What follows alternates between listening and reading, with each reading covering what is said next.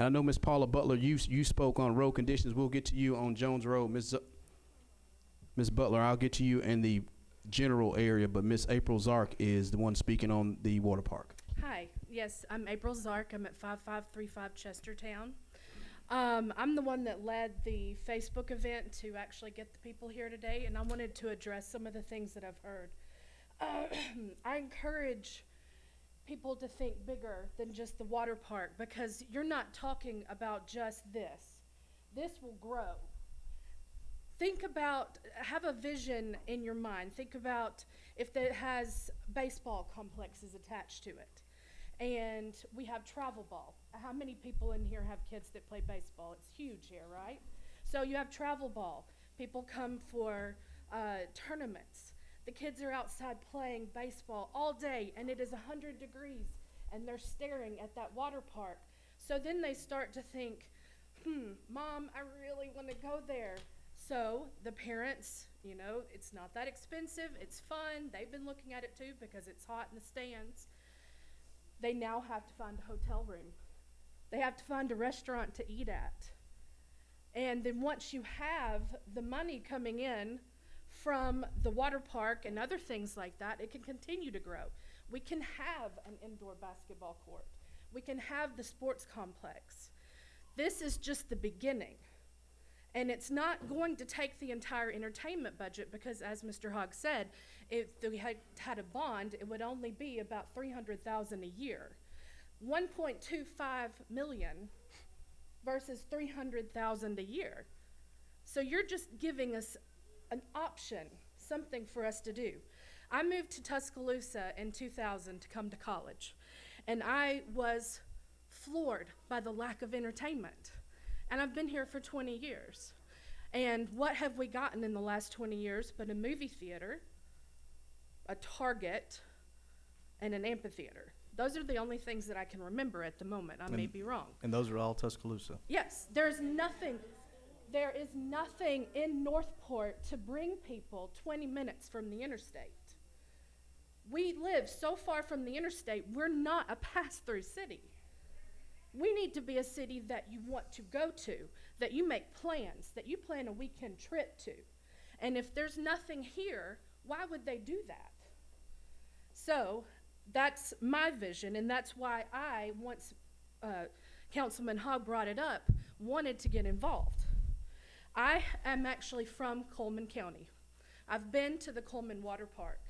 The minute I stepped inside, all I could think about was, why don't we have that here? That was 10 years ago when I first took my son for a day trip. We still don't have anything. We have the rec center. Have y'all been to the rec center? Do you know how much it costs to get in there? And how very little there is to do? It's not worth it. It's not worth the money. It's not worth the drive. Plus, it's for the college. If we had something here for our citizens, we could keep the money here. Now, I'm aware that there have been comments that the city shouldn't do this, that we should wait for a company to come in and do this, and we just partner with them. But then look at Splash Adventure in Bessemer. That was a private company, and it was severely misdirected. And now it's a blight to Bessemer. But if the city is in control of it, they can have a say on how it's taken care of, the maintenance, the safety issues. So I encourage you all to please keep an open mind and to have some vision for the future. Thank you. Thank you. Next citizen signed to speak is Christine. And Christine, I don't want to mispronounce the last name, so Christine, can you just for a point of record just pronounce that last name? Yes, it's Pugliese. Pugliese. Okay, Yes. Christine Pugliese. Thank you. Could you state your address, please? 4445 20th Street as of April 1st. We're actually moving our small family to Northport from Tuscaloosa. Well, I'll tell Walt Maddox that we got another one. Got him. Just got him. We chose Northport to raise our family for a reason. I think you guys are more geared towards family than Tuscaloosa is. So So that's why we wanted to come here. You're not opening up car lots and hotels and apartments on every block. So we wanted to come here so we can enjoy family entertainment and I can raise my child. So I know some of you guys might not have children that are young, but you might have grandchildren. And even if it's not built in her child lifetime, I'd love if my grandkids had a place here. Can you say thank you? Say bye-bye. Bye-bye. I know, you're stage front. Thank you. Thank you. Next citizen signed to speak is Colby Oleski.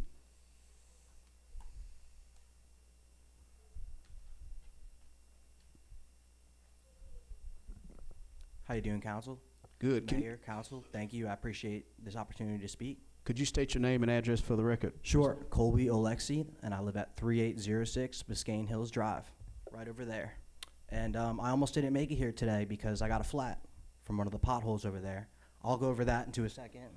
But let me talk about recreation first. I've been the most critical of Jeff Hogg's idea online and with my neighbors, and I just want to give him a lot of thanks for expanding on this idea today. The things like the money, how it's going to be paid for, what you actually plan to put at the water park. I really appreciate that detail, and that means a lot. I know it means a lot to a lot of people here. But let me just talk a little bit about my background. I'll make it quick, and let me just tell you why I came today. I moved here to Northport in 2014. I moved here from the 6th best city to live in the United States. I lived in Warren, New Jersey. And there's plenty of stuff to do there for kids, tons of opportunity, great recreational areas, and you couldn't ask for a more perfect place to live. I ended up moving here after I graduated because I got a good deal on a house. I wanted to further my career, and I thought this was a great city when I came here. The first thing I noticed when I came to the city was I was driving over the bridge before we did any construction on it, and I was in the car with my mom, and it was hot. It was like 98, 99 degrees. I wasn't used to the Alabama heat yet, and the AC wouldn't work, and I was so frustrated. I know there's No, nothing my mom... it worked. It's just Alabama heat. Right. It No, was it too worked. hot for it not to work. And I look over to the right off the bridge, and I saw the boys' club basketball courts. And I looked over. There must have been at least 200 people there at the boys' club basketball courts. And I looked to my mom and I said, holy moly, how are these people even outside waiting on games right now? I'm sweating bullets and I'm in your car with the windows down. How are they doing this?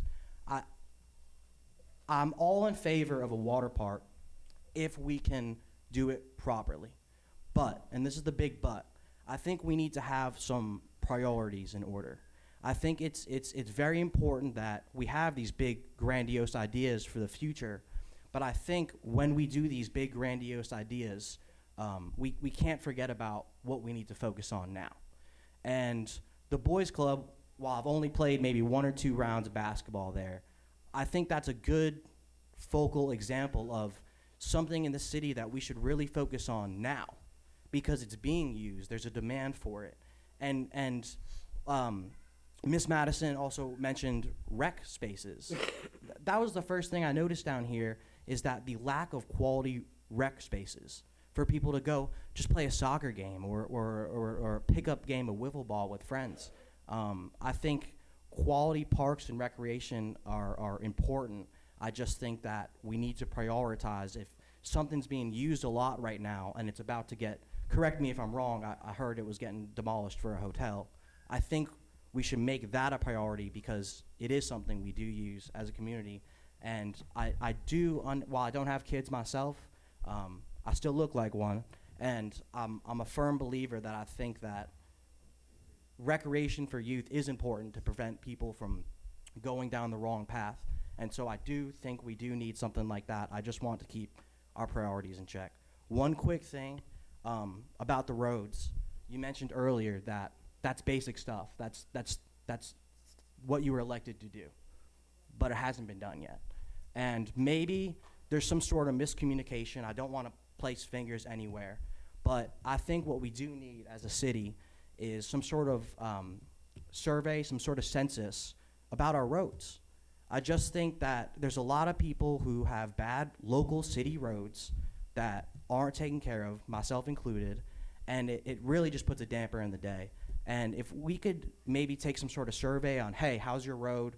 What's wrong with it? And we could make that a focal priority. I think you would have less backlash if we could get the basic things done before we move on to grandiose ideas. I know you're going to come at me and say it's a different thing. I'm not. I'm going to say that if you have been keeping up with the council meetings over the last couple of months, our city administrator, Mr. McCullum, is working very hard at addressing those concerns. He's got a lot of different ideas. He's already got that out to a lot of different firms, different things on how we address that. That is a top priority in our general fund, also through the gas tax, and Mr. McCullum is very diligently working on that. So That's good to hear. It's just unfortunate that this is the first time I've heard about it. All I've been hearing about for a month is a water park. well, we meet the first and third Mondays. You're welcome to come anytime. Right. I do work, and I did take a half day so I could be here We today. appreciate So, it. Thank yeah. you. Thank you guys for your time. Thank you.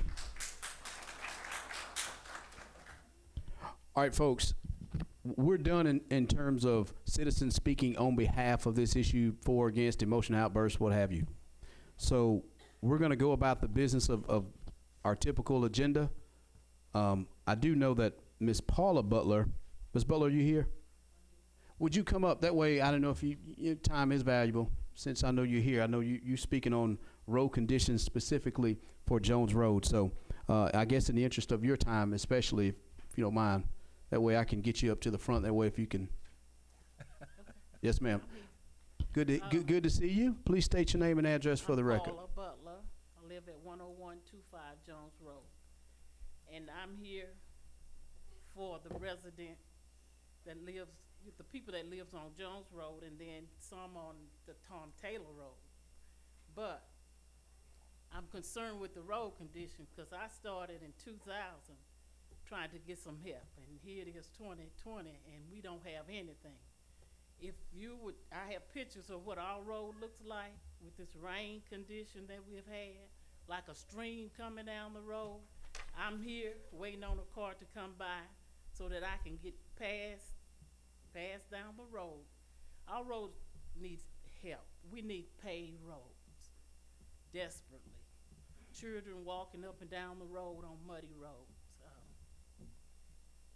This has been going on since 1984. I've been there since '84, living in this area.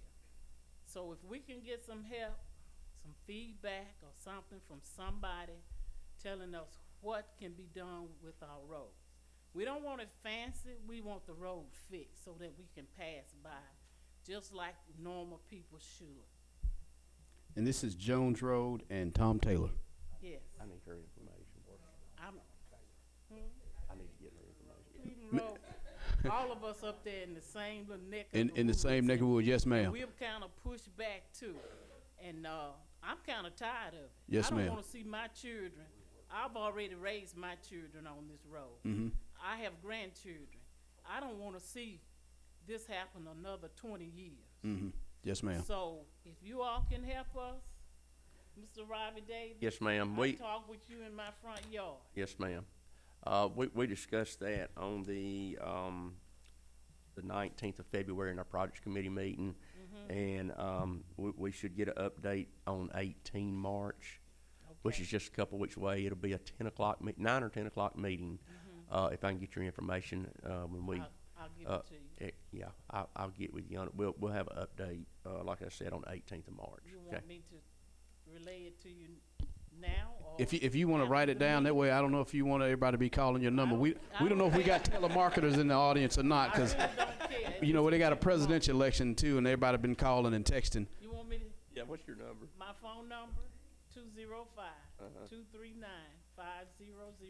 Y'all get that? Anybody want to call me, call. Thank you. Ms. Butler, thank you again. I know Councilman Davis has been working on it, and I think he and I have been attending a few meetings in Projects Committee, trying to see what we need to be doing to. No fancy nothing. No, ma'am. I want the dust gone by. Yes, ma'am. Yes, ma'am. So I can sit on my porch. Yes, ma'am. Yes. I want to live and Yes, ma'am. In the interest of time, Mr. Lake, if you don't mind, I know, again, I want to call you up as well. I know this is just public comment, generalized, but if you want to come up, Mr. Lake, and thank you for coming up, if you would state your name and address for the record. Good evening. My name's Jamie Lake, and we live at 11104 Patton Circle. Mayor, President Logan, Judge, I am not here to talk about water parks or roads. I'm here tonight to close out our campaign. We felt like that we should come back and close our campaign here. This is where we began. 10 months ago, my wife Jennifer and I came here, spoke to the council towards the end of May of last year, and we announced that we were running for the county school board. Our District 2 covers all of the Northport schools and the North Side schools, so we wanted to come back and do a closing statement tonight. I'll be very brief. Most of you have probably followed our campaign and been involved, and many who are here tonight are supporters and have helped us in a lot of ways. I don't have to tell you all how grueling and difficult campaigns are, and so we appreciate that support. But our campaign has been about being accessible, talking to parents, residents, teachers, counselors, everybody and anybody that has an opinion and has ideas. I think most of you all know that. We developed a plan to discuss the budget and look at ways to improve the way we manage the budget. That's the taxpayers' dollars, and we feel like we should do that in an appropriate way. We've talked about school resource officers. We talked about zoning. We've talked about teacher salaries. There's been a lot of issues that we've discussed, but the primary focus and the primary issue in this campaign in District 2 has been the new Northport school. And so we want to close the loop on that, and we want to make our final pitch and talk to the residents, mainly to encourage you to go vote tomorrow, regardless of the weather, regardless of what happens tomorrow, weather-wise or other things you may have going on. It's very important for people to go vote, and we want to encourage everyone to go vote, regardless of party, regardless of who you support. It's important to get out and vote. But the new Northport school is the issue in this campaign for District 2. The county school board, as you all know, you all were involved in that two and a half years ago, voted to not make the new school a middle school. The plan that's been approved, as you all know, is when the new school is finished, it becomes a 5th and 6th grade school. Collins Riverside is reconfigured as a 5th and 6th. All the 5th grade schools come out of the elementary schools, and those two schools are split based on zoning, and then Eccles becomes the sole middle school as a 7th and 8th for all 7th and 8th graders in Northport. This is an issue that we've discussed. It's an issue that we fought. You all know, my wife and I, our children go to Northside. So we're not directly impacted by this, but we felt passionately and strongly enough about it that that's been not the only focus of our campaign. We have focused on other issues, and we've certainly not neglected the needs of the Northside community, but this is the primary issue. We don't support this plan. We think it's a bad plan. We've seen a model with the Tuscaloosa City School System that did this years ago, and it's not a good community-centric school process.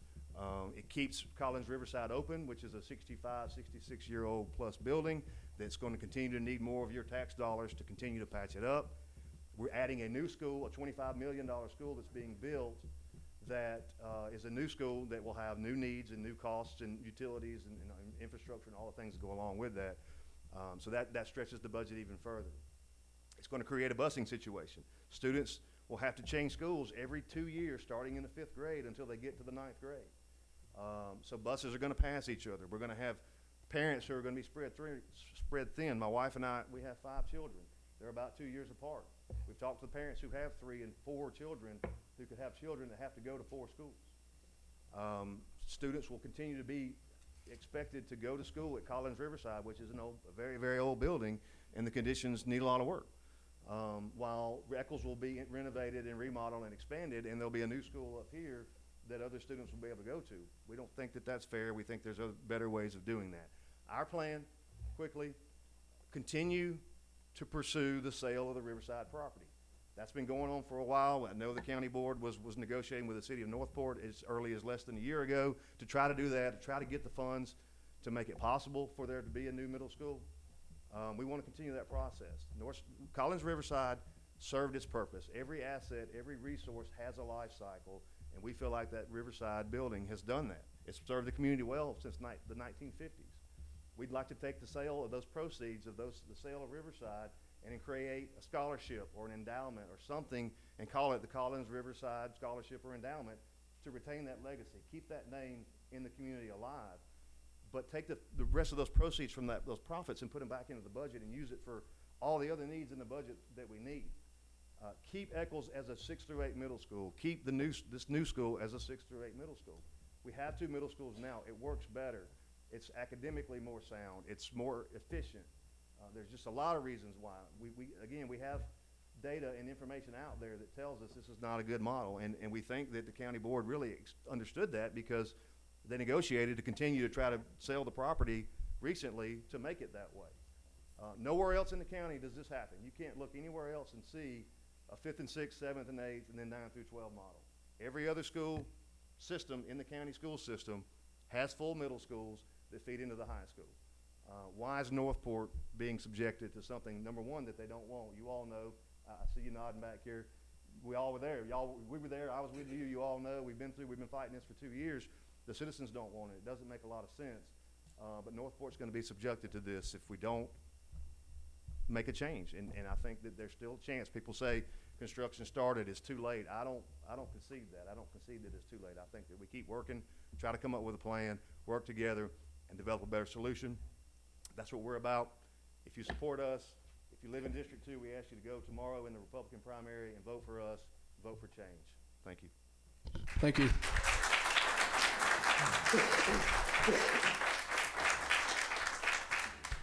All right. I know everybody had a lot to take in. I know we've had a bunch of presentations.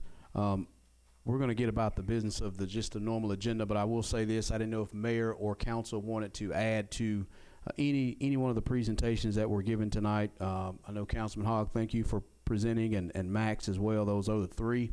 Where do we go from here? I know you're not going to have a decision tonight, so please don't expect council to vote on anything like that tonight. So it's going to be one of these where council needs to discuss.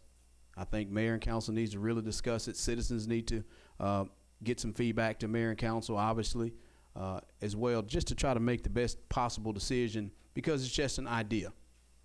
Because we've actually heard some pretty good ideas adding to it, or thinking of another line along what we're wanting to do with that 1 penny to make the best city possible with some of the amenities. So again, Mayor, didn't know if you had any comments, members of council.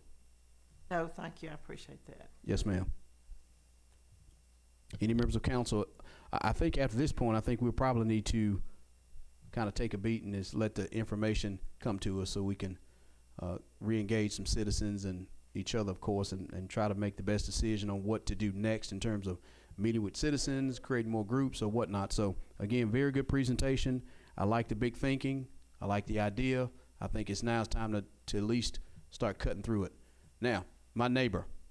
Come on up, neighbor. I know you're not on there, but I know you were asking about, and I can just prompt you, we were asking about the area behind Harper Creek on 43rd Avenue.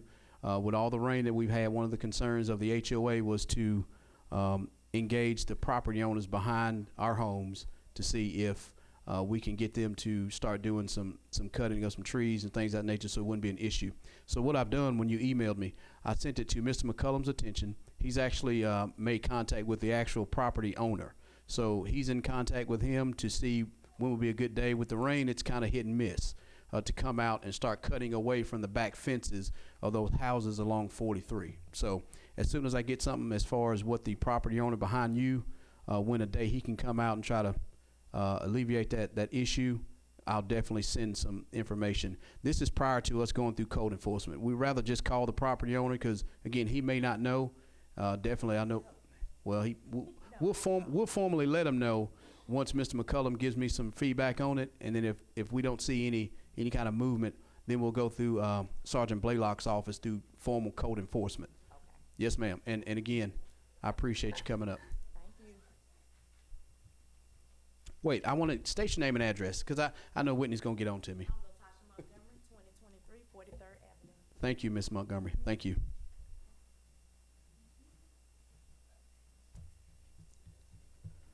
Members of council, you guys had any added words for our presentations tonight? All right. Well, folks, you're more than welcome to stay. I hope everybody stays. Please don't leave.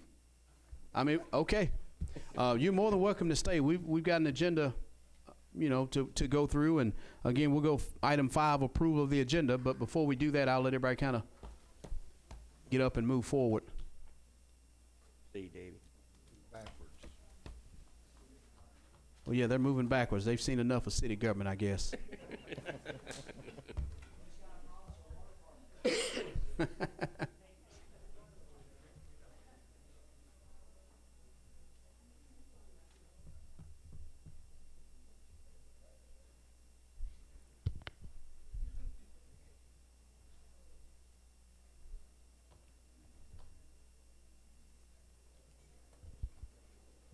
All right, item 5, approval of the agenda. I'll make a motion to approve the agenda. Is there a second? Second. Second by Councilman Davis. Any questions or comments? Hearing none, Mr. McCullum. Councilman Roberts. Yes. President Logan. Yes. Councilman Hedden. Yes. Councilman Davis. Yes. Councilman Hogg. Yes. Motion carried. 7A1, unfinished business. It's a second reading of an ordinance ordering the demolition of an unsafe structure located at 2101 24th Street. Again, this is the house next to the Habitat home right across from Eccles Middle School that's actually going through the process of condemnation. Again, by state law, I have to open the floor for a public hearing for those who wish to speak for or against the demolition of the unsafe structure. So at this time, the floor is open for any member of the public who wanted to speak for or against the demolition of the structure located at 2101 24th Street. All right, hearing no one speaking for it, I'll officially close the public hearing. I'll make a motion to order the demolition of the unsafe structure located at 2101 24th Street. Is there a second? Second. Second by Councilman Hinton. Any questions or comments? Mr. Logan, we'd just like to, we'd like to go ahead